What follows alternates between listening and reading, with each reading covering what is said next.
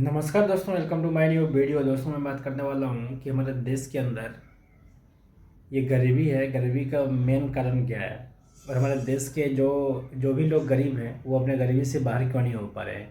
आखिर वजह क्या है, वो अपने गरीबी के एक जाल से छुटकारा क्यों नहीं मिलता है। और दोस्तों ये भारत के अंदर ही गरीबी इतना संख्या में क्यों है। तो दोस्तों मैं उसी में बात करने वाला हूँ कि देश के अंदर जितनी भी गरीबी है ना, उसका मुख्य कारण है हमारे के यहाँ के जो नेता, हमारे के यहाँ का सिस्टम। दोस्तों मैं ऐसे क्यों बोल रहा हूँ कि जितने भी देश आप डेवलप्ड हैं देखे हैं, जितने भी विकसित देश देखे हैं, उसमें एक ही आपको कॉमन दिखाई दिया होगा कि वहाँ की शिक्षा, वहाँ की मतलब सिस्टम, वहाँ की सरकार की चलाने की तरीका, वहाँ देश चलाने का तरीका वो कुछ अलग होता है।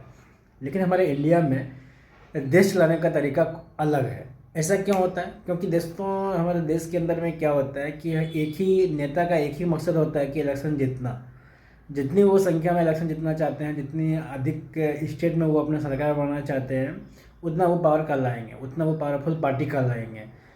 लेकिन दोस्तों हमारे देश के अंदर अगर इलेक्शन के बजाय शिक्षा में ध्यान दिया जाए, इलेक्शन की बजाय गरीबी में ध्यान दिया जाए, तो हमारा देश कहीं और बेहतर होगा।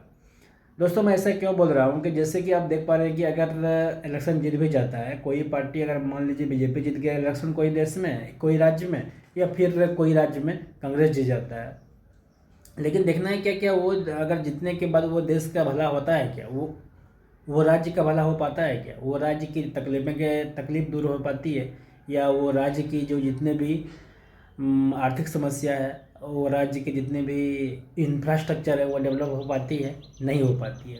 ऐसा क्यों होता है? क्योंकि नेता क्या होता है, चुनने के बाद 5 साल के बाद वो किए गए वादे में भूल जाते हैं। वो सिर्फ झूठी वादे करते हैं कि मैं ये करेंगे, आपके घर के इकोनॉमी को सुधार देंगे, आपके घर की अर्थव्यवस्था को सुधार देंगे। ये संभव नहीं है, ये कोई भी नेता नहीं कर पाएंगे। लेकिन इसमें ये तो कर पाएंगे कि वहाँ की शिक्षा, स्वास्थ्य और इंफ्रास्ट्रक्चर को चेंज कर पाएंगे।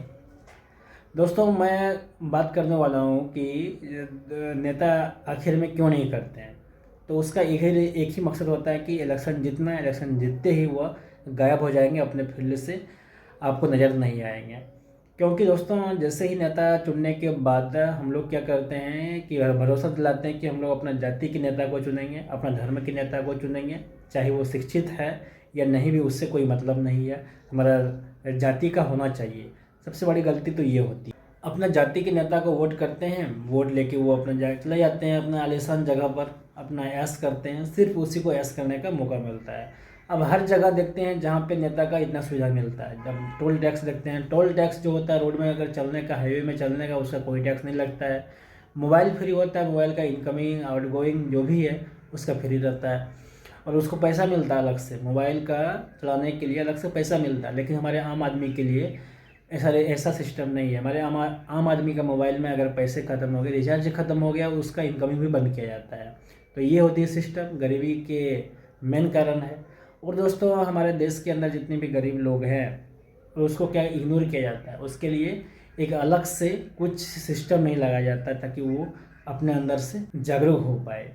और दोस्तों जैसे कि ऊपर अगर सिस्टम भ्रष्ट है तो वहाँ से नीचे आते आते यहाँ का भी सिस्टम भ्रष्ट हो जाता है। जो अगर योजना कोई भी स्कीम लेके आते हैं सरकार, तो वो गरीब आदमी के पहुँचते पहुँचते वो सिर्फ 1% ही रह जाता है। क्योंकि मैं ये कहूँ कि अगर 1 रुपया का वो कोई भी योजना लागू करता है, 1 रुपया कोई आदमी के लिए, हक के लिए वो तैयार करता है, कि वो आदमी के पास आते आते सिर्फ 10 पैसे ही बचते हैं।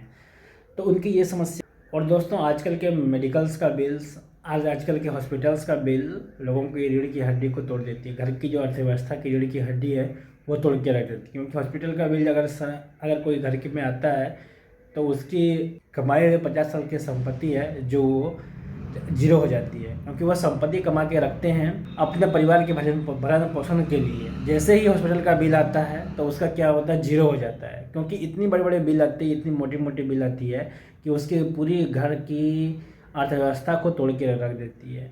अगर सरकार इसमें ध्यान दे, अगर सरकार इसमें काम करे, जितने भी गरीब आदमी का इलाज हो वो फ्री कर दिया जाए, या फिर इलाज वो सस्ता कर दिया जाए, सरकार उसमें इलाज में जो बजट का पैसा है उसमें लगाया, तो हमारा देश की गरीबी थोड़ा दूर हो पाएगी।